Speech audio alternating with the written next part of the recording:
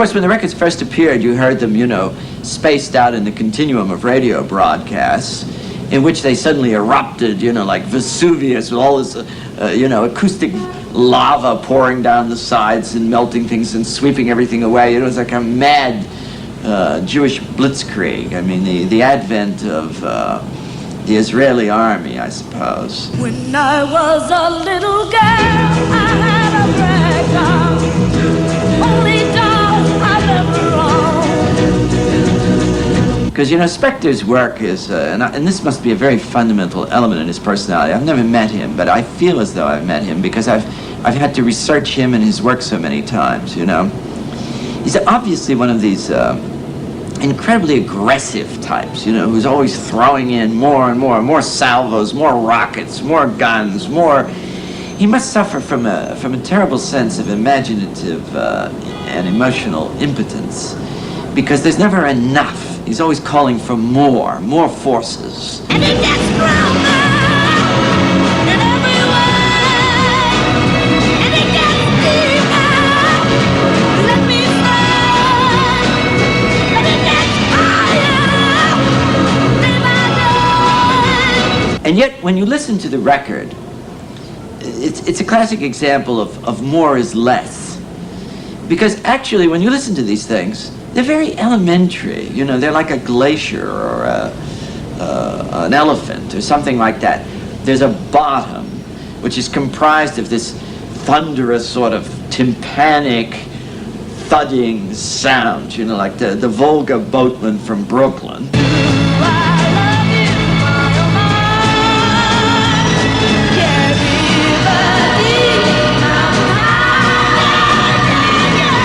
And then there's always a top with like a chinging, you know, cymbal or something like that. And then in the middle there, you can dimly descry this vast primal horde of guitars and horns and this, but it's all sort of melted down in a vast glob, an acoustic glob effect.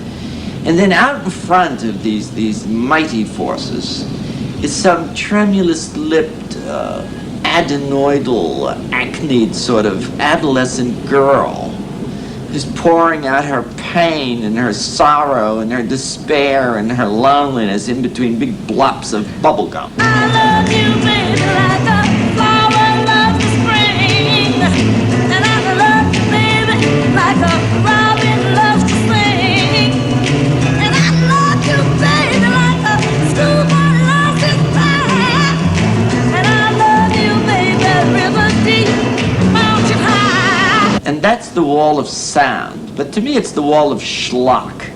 You know, it's musical garbage on such an abundant scale that you're sort of awestruck by it. Rock and roll is basically institutionalized adolescence. And the bottom line of rock and roll is that it's a baby food industry. And Phil found a new formula for baby food.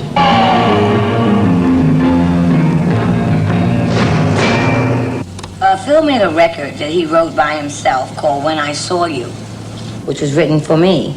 And it was the only song that he wrote with no other co-writers.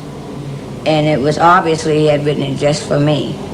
And it went something like, when I saw you, that's when I knew I'd lose my mind over you.